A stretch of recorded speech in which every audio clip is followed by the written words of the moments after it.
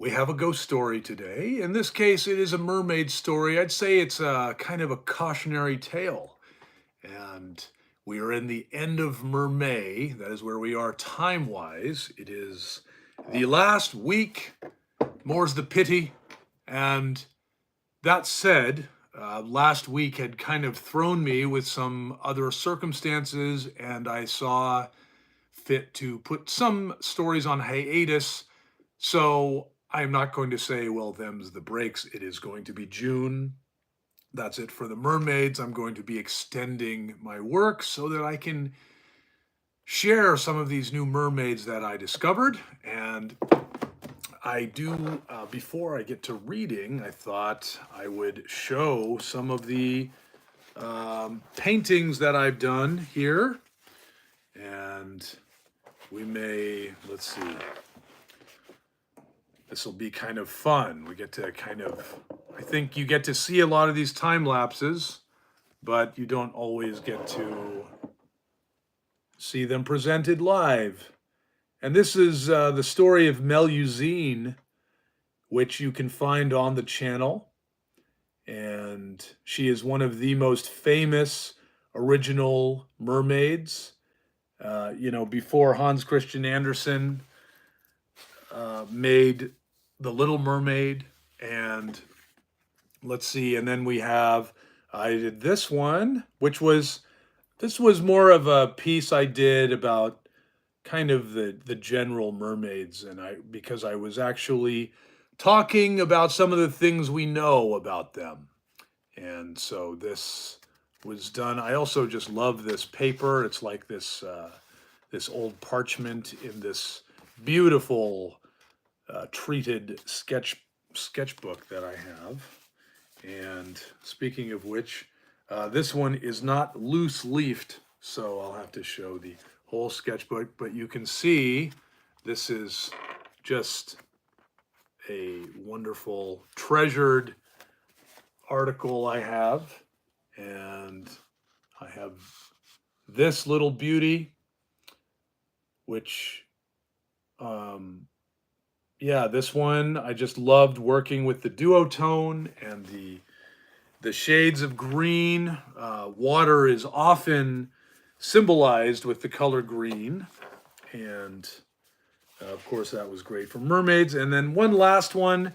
This is my most recent. Actually, I'll show you one in progress, which will be kind of exciting. You'll be the first to see it. And this one, you can see this man who is about to be overpowered by this wave, but inside there is a person. My goodness, what could that be, huh? What do you think? So, pretty exciting, this Mermaid. It's been kind of productive. And then this is just kind of a first sketch of my next piece. So you've got this lion drinking from this water. And it looks like maybe some kind of freshwater mermaid there. And yeah, I'm pretty excited. This is going to be the second part of my next of my current mermaid story. I just posted the first part, which you can check out.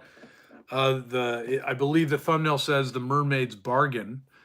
And it's a lot of fun. It's a slightly epic one, so I figured it couldn't be done with just one video, which means not just one painting. So the first painting is that one of the wave with the mermaid in the wave there, which is pretty fun. I tend to be enjoying learning these stories, discovering these mermaid stories, and some of which are in this wonderful book that I'm about to read from today. This is from HEIDI Anne Heiner, and once this video is posted, I will be putting the link in the description. I highly recommend this book if you enjoy learning about mermaids as much as I do, and who doesn't? If you don't, there's something wrong with you. Also, I would love to know maybe what you are having a sip of. I'll let you know I am having some Scottish breakfast tea. Yes, it is hot tea on a hot day, but I am of the belief that that makes you cooler. It helps you cool down. It's intense at first. Ah, and I do come to crave it and enjoy the taste. So let's see. This story is a bit different. I think a lot of mermaid stories tend to be tales of morality that a man of pride or possibly greed or lust can take as a cautionary tale. And while certainly men throughout history have preyed upon mermaids or fallen in love with mermaids, or mermaids have fallen in love with men, and mermaids harbor another side to them. You know, there's like the unseen. I think mermaids definitely represent that kind of mystery of the feminine or the unknown, and they are often portrayed as such, and usually it is the people who are deeply flawed, and it is on them that they went and trusted a mermaid, like the sailor who follows the song of a mermaid to his death, and she's just singing, or the man who knowingly kidnaps a mermaid and makes her his wife, or who knows what. But this story is interesting. It's almost like the flaws within the mermaid. So, uh, this one is a bit shorter. I think the stories I've been reading on Thursday Night Ghosties have been maybe 20 minutes, 30 minutes, and uh, this one is maybe half that. So, but I think it's an interesting tale. And this one is called The Entangled Mermaid. And again, for those of you tuning in live, I am doing this on the YouTube app on my phone, so I don't really see who is tuning in. So, and I can't quite see the chats either. So, unfortunately, that's there. But these lives are a little more like live recordings because they will be made available for anyone to hear the story. So this story comes from the Netherlands. Oh, I almost forgot. I better get the old storyteller hat on, because it just wouldn't be story time without it. And that is why we're all here, isn't it? All right, my Ghost in the Gaslight hat right here. See, ghost and a gaslight. And now, The Entangled Mermaid. And this story is from the Netherlands.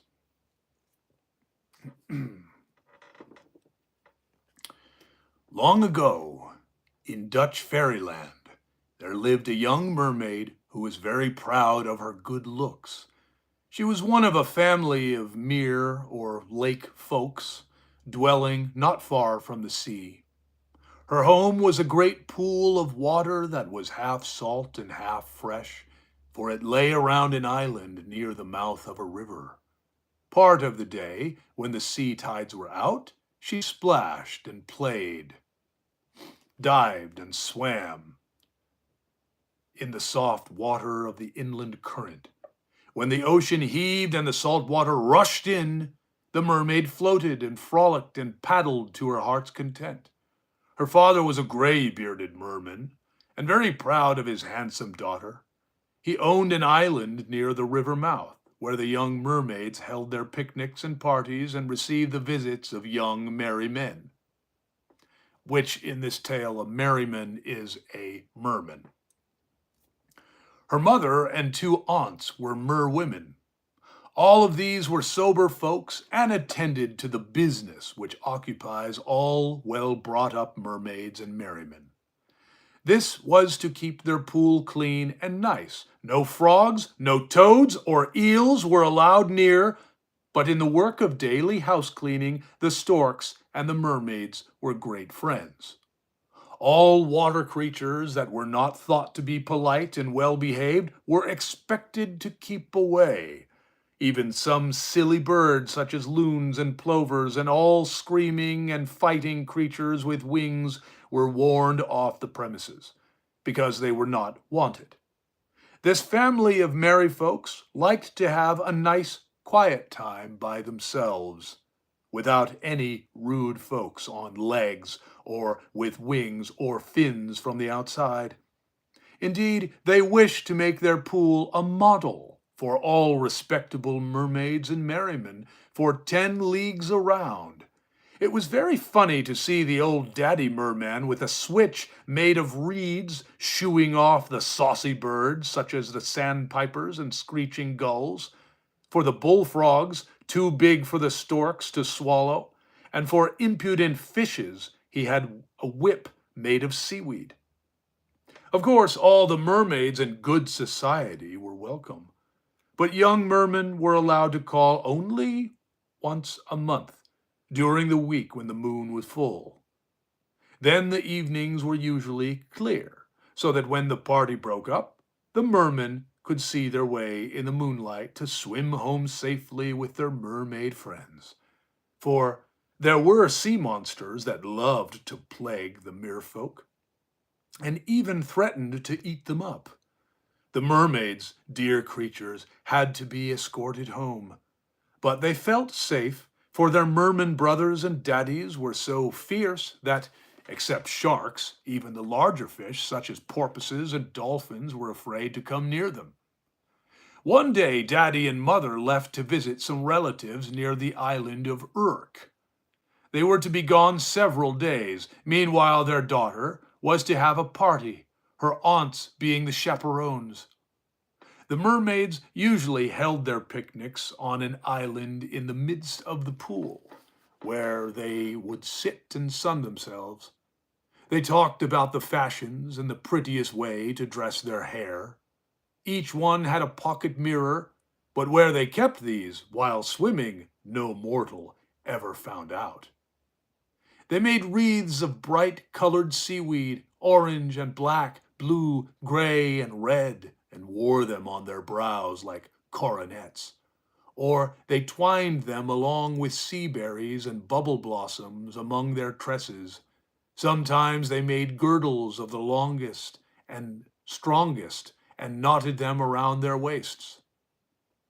Every once in a while they chose a queen of beauty for their ruler. Then each of the others pretended to be a princess. Their games and sports often lasted all day, and they were very happy. Swimming out in the salt water, the mermaids would go in quest of pearls, coral, ambergris, and other pretty things. These they would bring to their queen, or with them richly adorn themselves. Thus the mermaid queen and her maidens made a court of beauty that was famed wherever mermaids and merrymen lived. They often talked about human maids. "How funny it must be to wear clothes," said one. "Are they cold that they have to keep warm?" It was a little chit of a mermaid whose flippers had hardly begun to grow into hands that asked this question. "How can they swim with petticoats on?" asked another. "My brother heard that real men wear wooden shoes. These must bother them, when on the water, to have their feet floating," said a third, whose name was Silver Scales. "What a pity they don't have flukes like us." And then she looked at her own glistening, scaly coat in admiration. "I can hardly believe it," said a mermaid that was very proud of her fine figure and slender waist. "Their girls can't be half as pretty as we are." "Well, I should like to be a real woman for a while, just to try it, and see how it feels to walk on legs," said another, rather demurely, as if afraid the other mermaids might not like her remark. They didn't. Out sounded a lusty chorus, "No, no! Horrible! What an idea! Ugh! Who wouldn't be a mermaid?" "Why, I've heard," cried one, "that real women have to work, wash their husbands' clothes, milk cows, dig potatoes, scrub floors, and take care of cabs. Who would be a woman? Not I." and her snub nose, since it would not turn up, grew wide at the roots. She was sneering at the idea that a creature in petticoats could ever look lovelier than one in shining scales. "Besides," said she, "think of their big noses, and I'm told, too, that girls have even to wear hairpins." At this, the very thought that anyone should have to bind up their tresses, there was a shock of disgust with some, while others clapped their hands partly in envy and partly in glee. But the funniest thing the mermaids heard of were gloves, and they laughed heartily over such things as covers for their fingers. Just for fun, one of the little mermaids used to draw some bag-like seaweed over her hands to see how such things looked. One day, while sunning themselves in the grass on the island, one of their number found a bush on which foxgloves grew. Plucking these, she covered each one of her fingers with a red flower.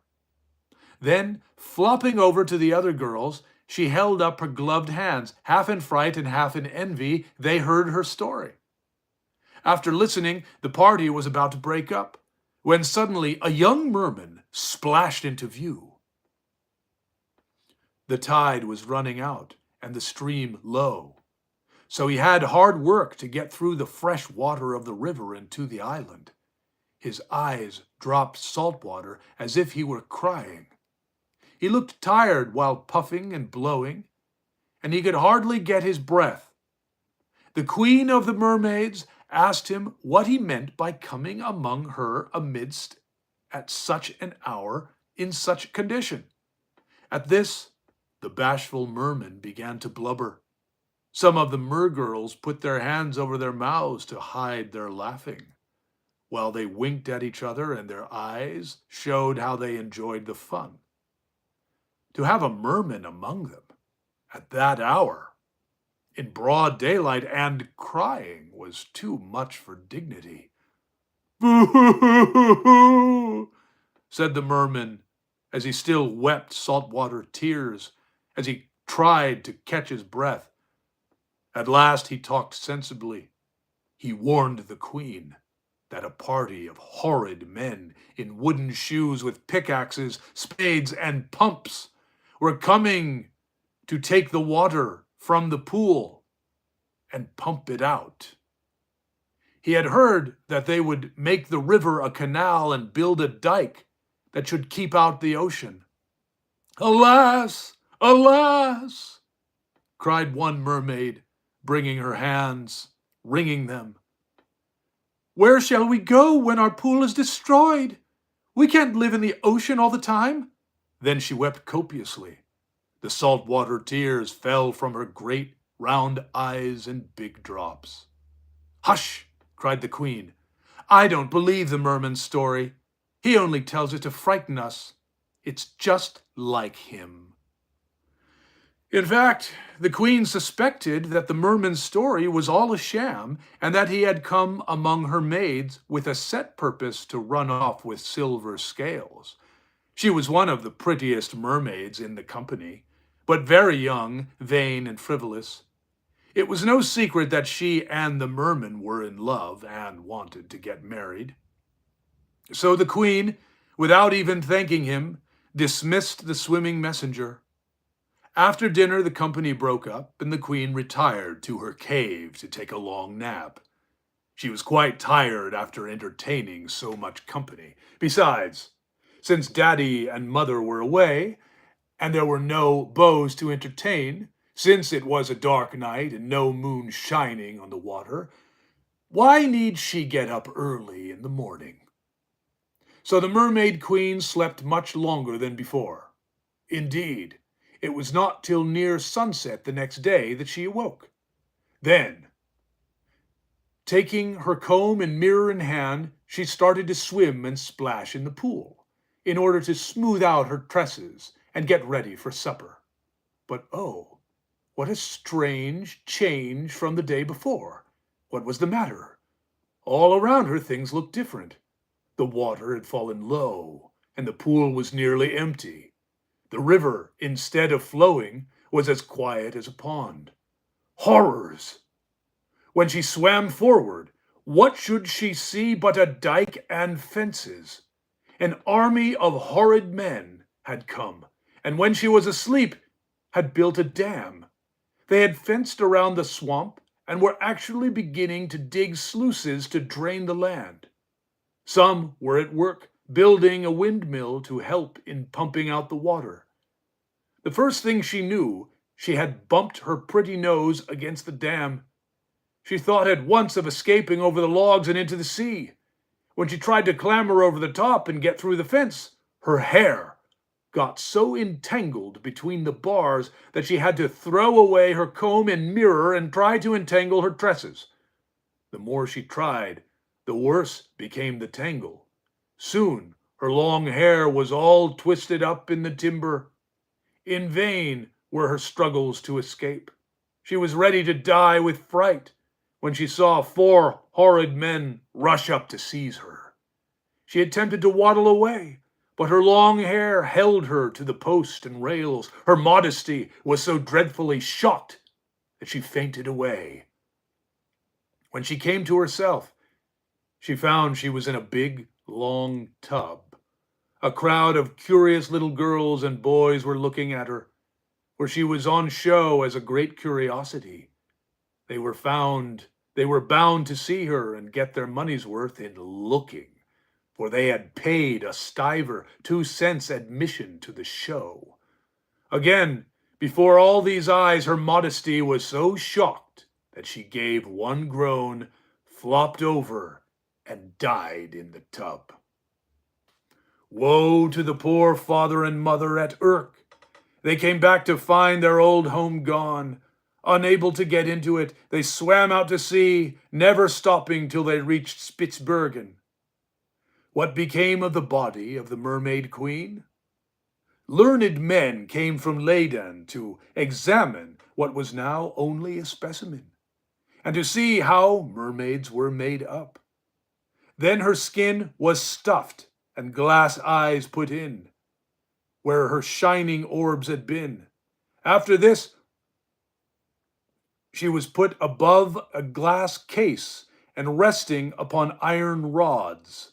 Artists came to Leyden to make pictures of her, and no fewer than 9 noblemen copied her pretty form and features into their coats of arms. Instead of the mermaid's pool is now a cheese farm of 50 cows, a fine house and barn, and a family of pink-cheeked, yellow-haired children who walk and play in wooden shoes. So this particular mermaid, all because of her entanglement in the fence, was more famous when stuffed than living, while all her young friends and older relatives were forgotten. And that is the story, The Entangled Mermaid, which is in this wonderful book titled Mermaid and Other Water Spirits from Around the World. And this book is from HEIDI ANNE HEINER. It's fantastic. Like I said, when I post this later, there will be a link to get the book. So yeah, very interesting tale. Yes, very different kind of mermaid tale. And I think one of the interesting things about this is I don't usually see the addressing of a mermaid's vanity.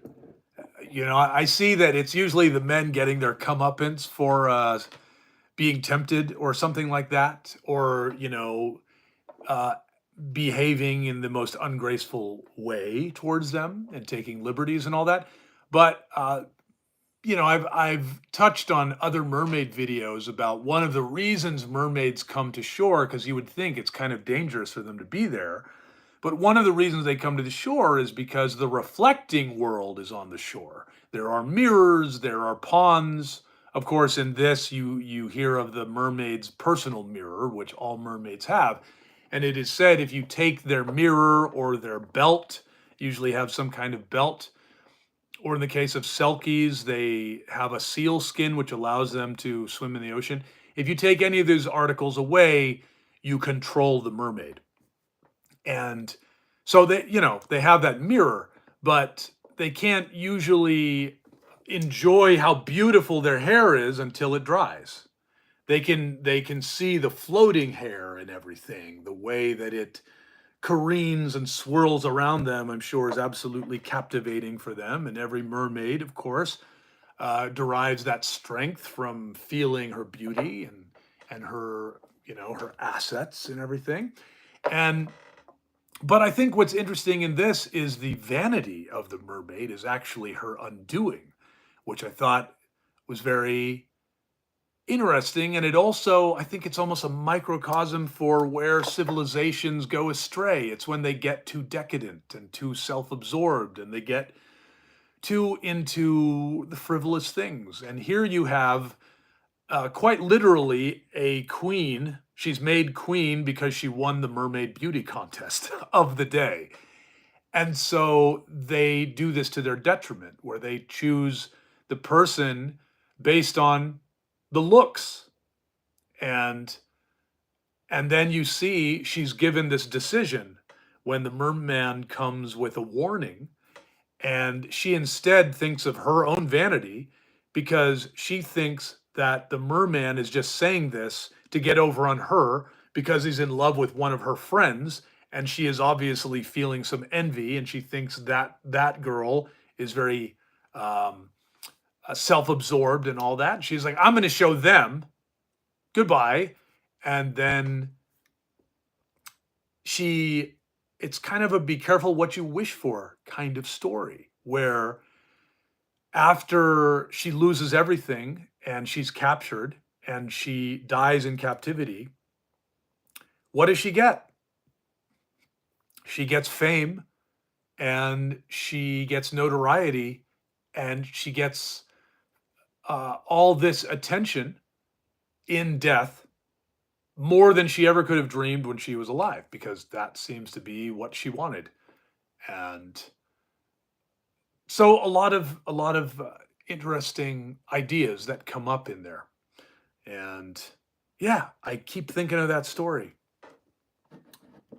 I would love to know what you think of it, and do let me know in the comments. And this is technically the last week of Mermaid. I can't believe we're here, but wow, I think I made, and at the end, all told, I think it was like 6 or 7 mermaids so far. And I'm about to do another one tonight. Well, that is today's story. And I hope you enjoyed those mermaids that I showed in the beginning of this little live show. And if you'd like to see more of my stuff, you can check out the website, ghostinthegaslight.com. There'll be links to that. Feel free to enjoy some of my long-form ghost stories on my Substack. Links in that as well below once I post this. And I will see you next week. All right. Well, take care, you beautiful haunted romantics.